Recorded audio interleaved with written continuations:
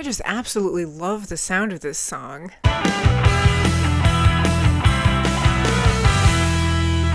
Hello everyone and welcome back to my channel. I am Molly, and in this video I'm going to be listening to the EP Jar of Flies from the band Alice in Chains. Now this one I'm really excited for. I recently did a reaction to Sap, their second EP, which kind of went in a more acoustic, softer direction for Alice in Chains. So I'm very curious to see if they're going to continue that on Jar of Flies, or if they're going to kind of bring a bit of a different sound to this one. Now this EP they released in 1994, so 2 years after their second studio album Dirt came out. And yeah, I'm just really excited to hear more from Alice in Chains and see what they're going to bring to this third EP of theirs. Alright, so starting Jar of Flies off, we have track 1, which is called Rotten Apple.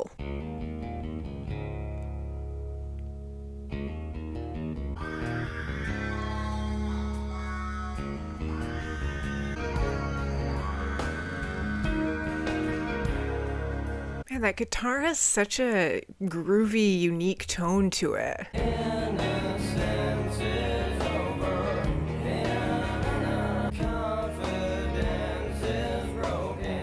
I just absolutely love the sound of this song. Just everything is paired really well. The vocals are really smooth, but then the instrumentals have kind of that really funky sound to them.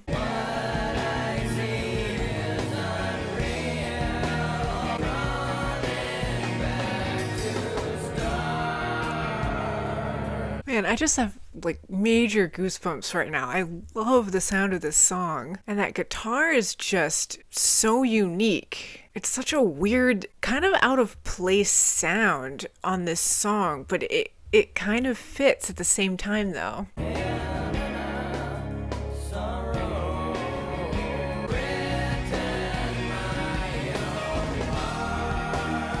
There's almost like a harmonization, it sounds like, going on the chorus, but it's hard to tell. It's so subtle enough. It might just be like his voice that they've kind of distorted a bit. I can't tell if there's a second vocalist or not.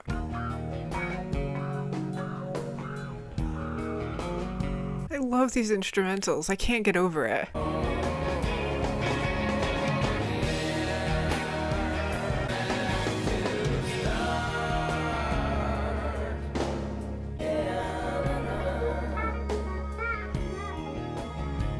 Yeah, I just love this fusion going on here. These instrumentals have like a jazzy, kind of bluesy sound to them, like very fun and lighthearted. And then the vocals have this really serious, borderline kind of hymnal sound to them. And it's just making a really interesting pairing between those two sounds.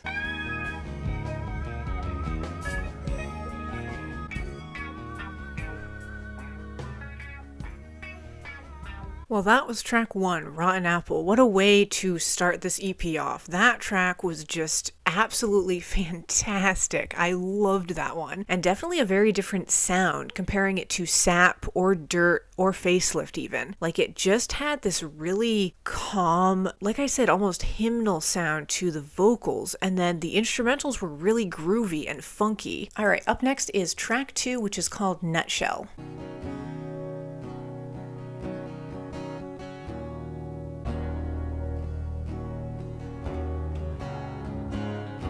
Man, such a warm, rich tone from that acoustic guitar.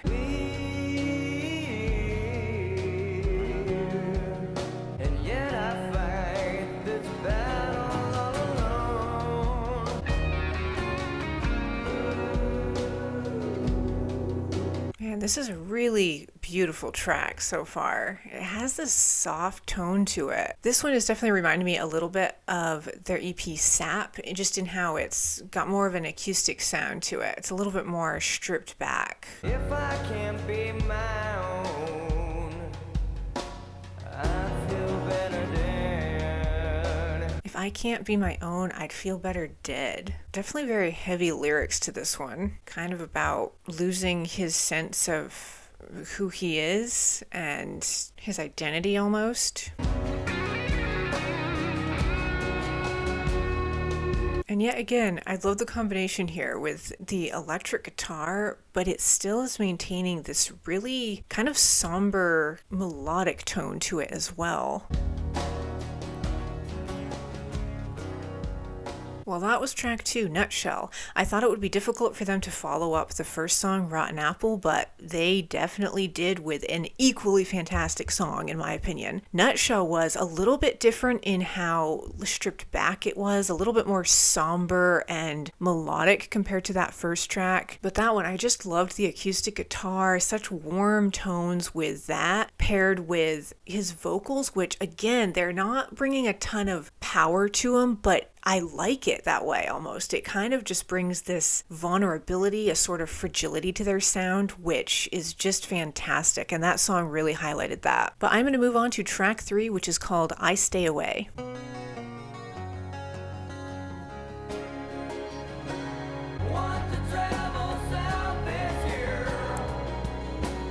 Again, with this one here at the start, like, is there a second vocalist? I can't tell. Like, is there someone harmonizing with him? Or is it just like his vocals kind of layered?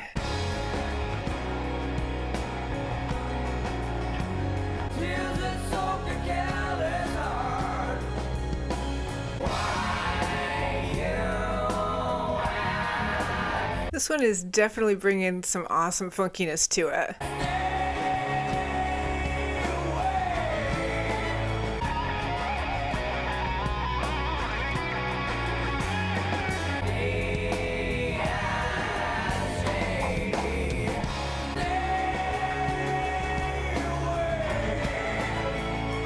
This song is just a fusion of so many awesome sounds. Like, it definitely has a heavy rock quality to it, but it's just so beautiful and kind of melodic in a way. And there's just this amazing smoothness to the vocals.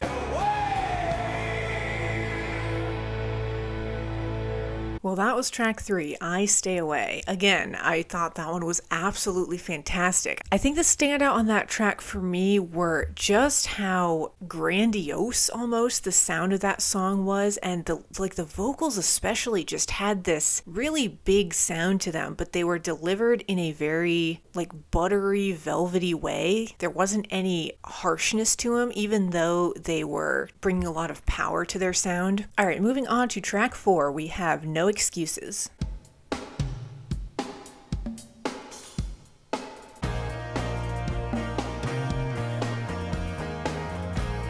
Really fun percussion on this one here at the start. Wanna take it slow. Every day it's something hits me by myself. No excuses that I know.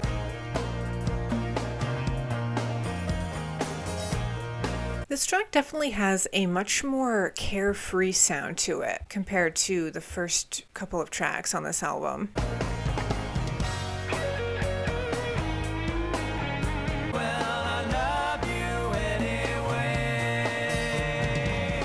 And again, we have that harmonizing going on here. It's just enough to almost really highlight the vocals, but it doesn't take away from the sound of the rest of the song with the instrumentals and everything going on.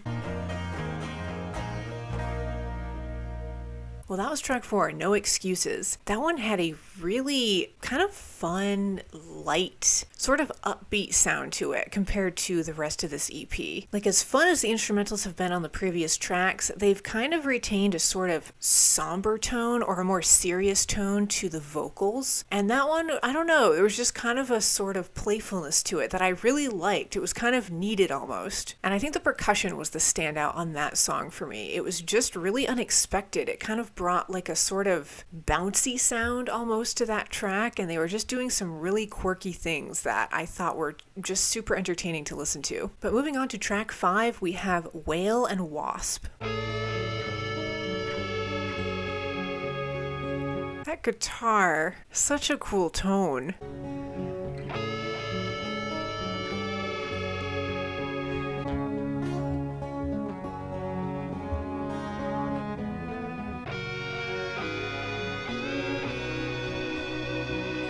It's really cool. They've got some extremely subtle acoustic guitar too, paired with this really fascinating electric guitar. And then they're again fusing on some stringed instrumentals as well.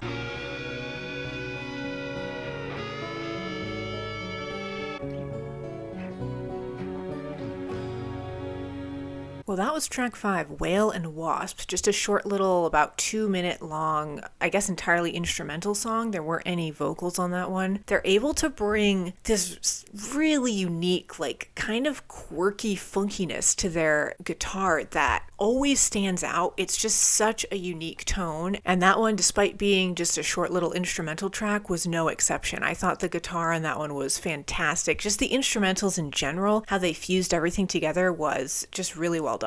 All right, so moving on to track 6, we have Don't Follow.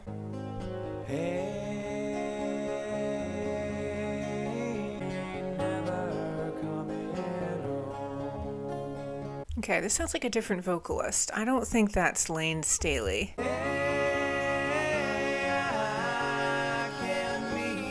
Okay, now there's harmonizing going on, so I'm thinking maybe Lane is the backup singer.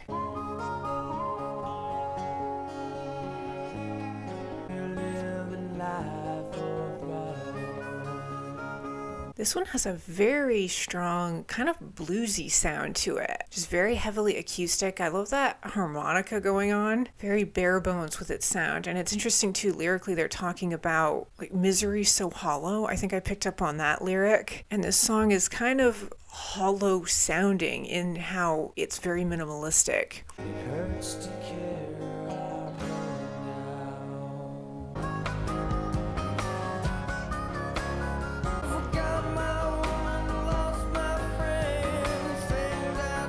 Okay, now it's picking up a little bit, and now Lane is singing.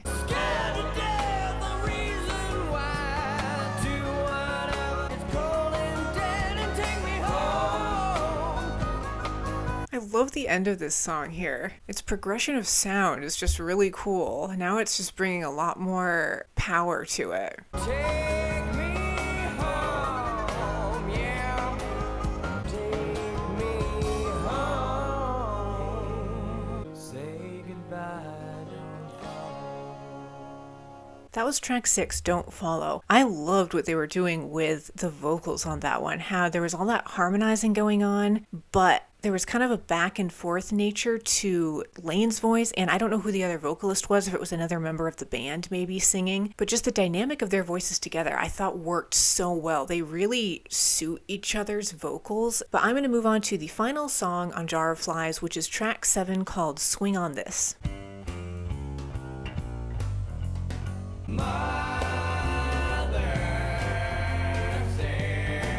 This one has such a weird sound to it. I mean that as a compliment. Like it's just very different from anything else I've heard.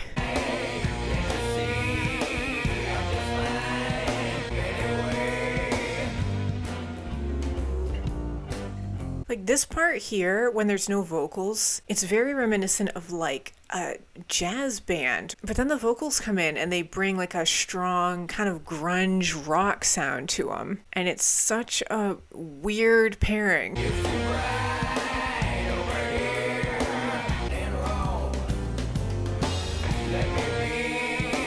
There's kind of like this seething quality to his voice, almost like it's building up or something.